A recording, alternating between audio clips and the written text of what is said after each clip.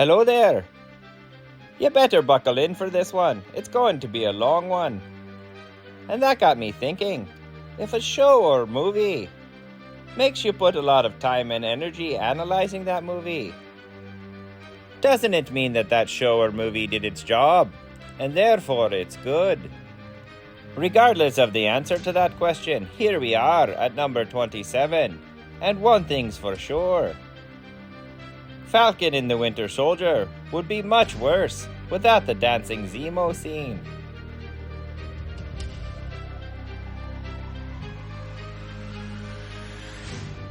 I think this scene from Captain America Civil War is the reason Falcon and the Winter Soldier was made. The chemistry between Sebastian Stan and Anthony Mackie is undeniable. And while they're bickering on screen, showed us that these two characters might be able to hold their own show. I believe it was the chemistry these two actors had on the interview circuit that showed us that there was something special in this duo. And as far as in-world, and these two characters who didn't like each other coming together, Bucky and Sam had a mutual best friend, and losing that best friend, it makes sense that they would come together to fill that hole. This is just an interesting concept to bring up. Because I mean, really, how do superheroes make money? It costs money flying around the world and saving people. And time. When you're saving people, when do you have time to work? Now I know there are rich people like Tony Stark and Hank Pym that not only have the financing to make themselves superheroes, they can kick down some money to the more poor superheroes and even finance the whole Avengers operation. But Captain America, Black Widow, and Falcon were on the run for years. How did they get money? They couldn't have been doing much superhero work if they were washing dishes to make the rent. This is just one of those real-world issues that I think it's funny when they bring up in fantasy.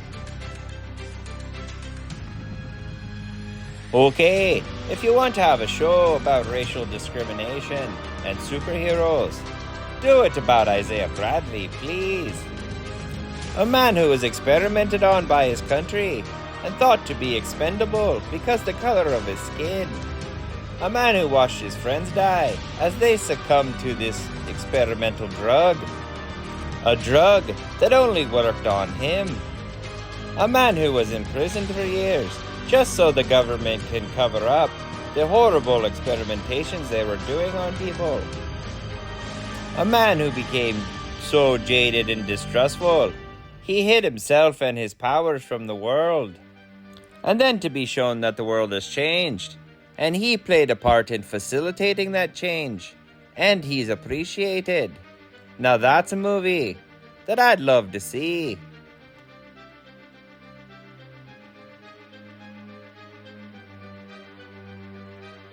Steve Rogers is Captain America, and that's it. There wasn't a Captain America before Steve Rogers. And when Steve Rogers went into the ice, there wasn't a Captain America after. And you can dress whoever you want up as Captain America. They aren't Captain America, because only Steve Rogers is Captain America. Sam Wilson isn't Captain America. Sam Wilson is the Falcon. And John Walker isn't Captain America. John Walker is goofy looking. Take the Black Panther. The Black Panther is a title in Wakanda, not a person. It's the title they gave to the greatest warrior. Before T'Challa was Black Panther, his father was Black Panther. And now that T'Challa is dead, it looks like Shuri's gonna be Black Panther. In Wakanda, being the Black Panther is like being the Secretary of Defense. It's more of a job title. But Captain America is Steve Rogers. And anyone trying to fit his shoes will just kind of look stupid. Superheroes are cool when they're unique. Each superhero gets a superpower that no one else on the planet has or can get. and that superpower makes them special. Spider-Man was bit by a radioactive spider that was killed shortly after, so no one else can be Spider-Man. Bruce Banner mixed gamma rays, the super soldier serum, and his unique DNA in a way that no one else can duplicate, and he produced the Hulk. And Thor was born the Viking god of thunder. And then we come to Steve Rogers, who shortly after receiving the only dose of super soldier serum, watched the only man who could replicate that serum be shot and killed. Only he wasn't the only one that could replicate the serum, because shortly after, Hydra turned Bucky Barnes into the Winter Soldier. And then a decade later, the US government turned Isaiah Bradley into a super soldier. Then sometime in the 90s, Howard Stark got his hands on 5 packets of super soldier serum that Hydra got its hands on, and made 5 more Winter Soldiers. And then in 2008 it's revealed that General Thunderbolt Ross just has super soldier serum lying around, and he gives some to Bruce Banner to play with, which results in the Hulk. Then he gives some to Tim Roth, and he's turned into the Abomination. Fast forward another decade, and a scientist working for the mob has cracked the original code to the super soldier serum, and he's handing it out to millennials. But don't worry, that scientist has been killed, so there's only a limited amount of serum left, and Zemo is doing his best to destroy everything he can get his hands on. But not before John Walker was able to steal some of the superhero steroids. Everyone in this show got superhero roided up, except for the man who needed it the most, Sam Wilson. I'm just saying, if everyone gets to be a super soldier, Captain America isn't very special. Here you have a group of young millennials who perform violent actions in order to tear down society and rebuild it so everyone can own everything. So like the title card said, Antifa. And this branch of Antifa calls itself the Flag Smashers, which is a little on the nose, considering everyone they're fighting wants to wear the American flag as their costume. The leader of the Flag Smashers is this nice young lady named Carly. Yes, Carly. No code name, just Carly. The Flag Smashers are upset because when Thanos dusted half the universe, the people left over got a lot of free stuff. And when the dusted people came back, they wanted their stuff back. And the Flag Smashers are upset that they have to give back all that stuff they didn't earn.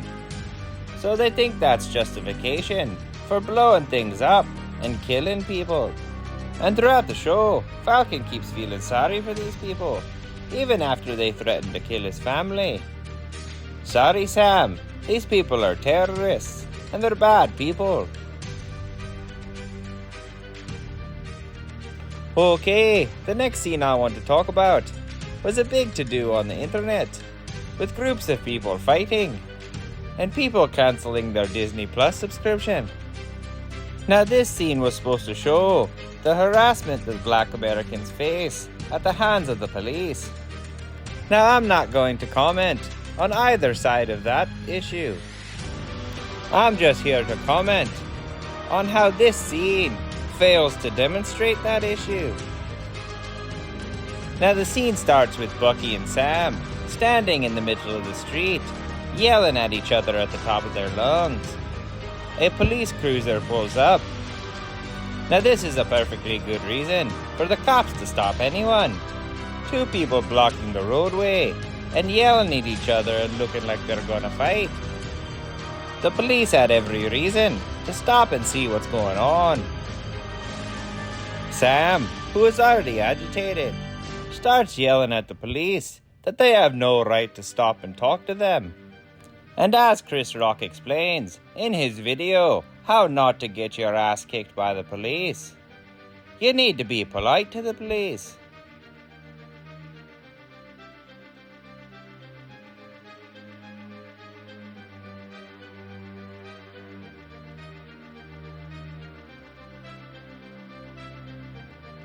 Now, because Sam is yelling, the police focus on him and turn to Bucky for information. Now, this is also acceptable police behavior, with Sam being uncooperative and Bucky answering their questions. Of course, they're gonna turn to Bucky for information, and after the police find out who everyone is and find out what's going on, they'll leave Sam alone and arrest Bucky, because he has a warrant out for his arrest. I just don't think the police did anything wrong in this situation. And I think it's weird that this is a fictional scene that was written to show police harassment. And this is what they wrote. I guess they were trying to be subtle about it. This movie tries to paint John Walker as a bad guy. But damn it, he's a good guy. He's a legitimate decorated war hero whose country asked him to be the new Captain America. And while he's a little arrogant for most of the movie, he's a genuinely nice guy. They tried to make him out to be a dick, but the only thing he's doing is his job. And the only reason our main characters don't like him is because he's carrying Captain America's shield. But that's not his fault. Sam, you gave up the shield and gave it to the government. What did you expect? His main issue in the story is being an obstacle to the main characters. But all he's doing is upholding the law while they go rogue. That doesn't make him the bad guy. And yes, he does steal the super soldier serum. But that's so he can level the playing field. He's just a normal guy going against a bunch of super soldiers. It's the only way he thought he could do his job. Sam Wilson should be taking notes. Now, let's take the big bad thing he did and talk about it. And I've got to admit, murdering someone in the street, that's pretty bad. But he did watch his best friend get killed a few moments before. Remember when Iron Man was going to kill Bucky for killing his mom? That wasn't even a fresh wound. John Walker watches as his best friend dies. And that kind of rage can consume anyone. It doesn't justify murdering someone in front of the world.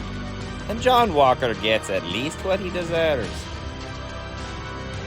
But besides the vengeance he took for his friend, John Walker was just a man doing his job. And as far as I can tell, a good man doing his job. This is the worst superhero costume I've ever seen. It reminds me of G.I. Joe in the late 80s, when they'd been around for a few years and were running out of ideas, so they just started throwing things together. It's the white shoulder pads and mask. It looks terrible. Now I know what you're going to say. It's comic book accurate. Well, it looked terrible in the comic books too. This outfit is worse than Captain America's in the original Avengers movie. In the comic books, the Falcon has pretty much all the same powers as Captain America. Only he can fly and talk to his pet Falcon. And that's how Falcon was able to keep up with Captain America. They both were enhanced soldiers. Also, that's how Sam was able to take over as Captain America. Because he wasn't just some guy. He had superpowers. Now I know the MCU Falcon has Stark tech that gives him advantage over regular people. But take that tech away, and Sam's just a guy fighting gods. This story presented Sam with the opportunity to become powerful enough to stand with the likes of Thor and the Hulk, and possibly lead them. And Sam refused that opportunity. We're here to see superheroes with superpowers. They should have given the new Captain America the serum. If for no other reason, then he's gonna get real tired throwing this shield around. The Falcon and the Winter Soldier has the most unintentionally funny scene in all of the Marvel Universe. Instead of showing you this scene, Philip and I are gonna reenact it, word for word, from my memory. Philip will be playing the part of Sam Wilson the Falcon, or Captain America, and I will be playing the part of Bucky Barnes the Winter Soldier. You have to do better, Senator. And you, Senator over there, you have to do better too. All senators need to do better. And how do you suggest we do that? We're dealing with a situation that no one has had to deal with in the history of mankind. Excuse me, Sam. Can I talk to you for a minute? That senator has a point. All you're saying is do better. You should probably tell them how to do better. I don't have any solutions. This just seemed like the part where Captain America gives an inspirational speech, motivating everyone to action. Steve made it look so easy. Yeah, but Steve was known as the Star-Spangled Man with the plan. You guys called him that? Yes, but my point is when Steve motivated people, he pointed them in a direction. Also, I don't remember Steve ever supporting or justifying terrorists. But you do you, Sam. Well, I've got nothing, and I'm stuck in this situation. In that case, go back out there and tell them to do better, and hope the scene ends before anyone else calls you out on it. You just have to do better at figuring out how to do better, Senator.